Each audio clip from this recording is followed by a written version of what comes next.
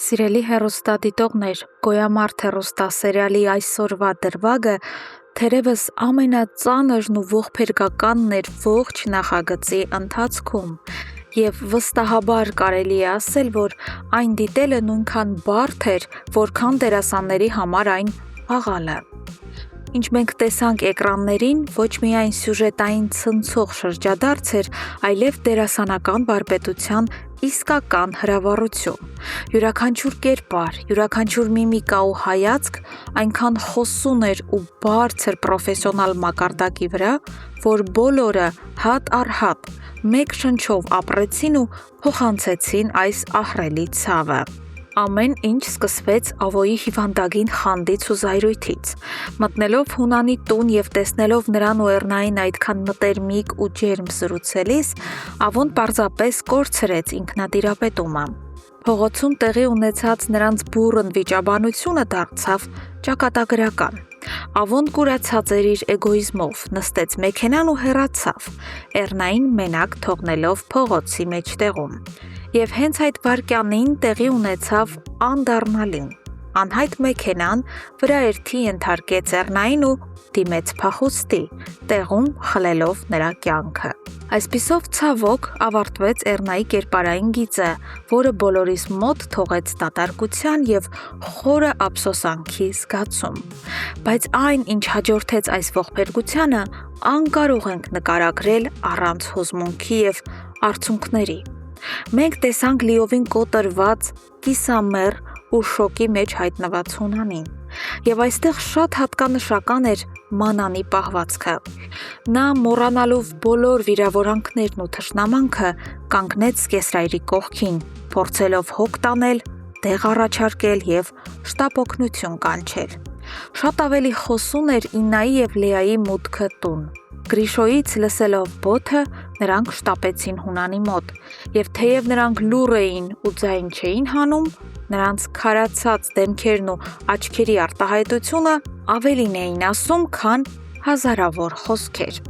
Այս ահռելի վիշտը մեկ վայրկյանում ստիպեց բոլորին մոռանալ ներքին տարաձայնությունները և մակունցների ընտանիքը դարձրեց մեկ ընդհանուր, ցավակից բռունցք։ Իսկ հիմա անցնենք մեր վերլուծությանն ու կանխատեսումներին։ Ինչ է սպասվում առաջիկայում։ Բնականաբար, Հունանի համար թիվ 1 կասկածյալը և նույնիսկ մեղավորը Ավոն է։ Հունանը համոզված է, որ հենց Ավոն է սպանել իր քրոջը։ Եվ եկեք անկեղծ լինենք, Ավոյի դրությունն իսկապես նախանձելի չէ, քանի որ նույնիսկ Դավիթ պապիկն է սկսել լրջորեն անհանգստանալ ու կասկածել նրան։ Թեև մենք հեռուստադիտողներս հստակ գիտենք, որ Ավոն վրաերթի հետ կապ չունի և պարզապես հեռացել է իր մեքենայով, նրա համար արդարանալը գրեթե անհնար է լինելու։ Առաջիկա սերիաներում Հունանը կսկսի իր ամենադաժան որսը Ավոյի դեմ, և խաղադրույքներն արդեն կյանքի ու մահվան շուրջ են։ Զուգահեռաբար բոլորիս տանջում է մեկ գլխավոր հարց. ով էր այն մութ կերպարը, որ վարում էր մահաբեր մեքենան, և արդյոք դա պարզապես դժբախտ պատահար էր, թե ծրագրված սպանություն։ Մյուս կողմից շատ կարևոր բացահայտում տեղի ունեցավ Լեոյի կյանքում։ Մանանի հետ հեռախոսազրույցի ընթացքում Լեոն վերջապես իմացավ ճշմարտությունը։ Նա հասկացավ, որ Իննան անկեղծ էր իր հետ և իսկապես փորձել է օգնել, կազմակերպելով իր ու Լեայի գաղտնի մեկնումը։ Սակայն Հունանն է վերջին րոպեին ամեն բան իմացել և խափանել ծրագիրը։ Մեր կանխատեսմամբ այս ինֆորմացիան կարող է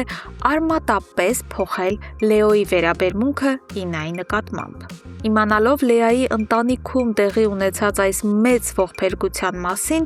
Լեոն հաստատ չի կարողանա մնալ անտարբեր և կփորձի գտնել ուղիներ Լեային այս ծանր պահին աջակցելու համար։ Սիրելի հեռուստադիտողներ, սերիալը թևակողում է միանգամայն նոր, մութ ու վրեժով լցված փուլ։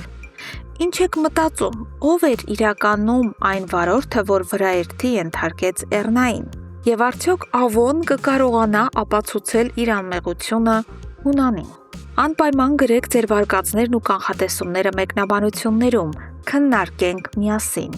Եվ եթե ցանկանում եք առաջինը տեղեկանալ Գոյամարտ սերիալի ամենաթեժ զարգացումների ու ճշգրիտ վերլուծությունների մասին, ապա հենց հիմա բաժանորդագրվեք այս ալիքին եւ սեղմեք զանգակի կոճակը։ Շնորհակալություն դիտելու համար եւ կհանդիպենք շուտով։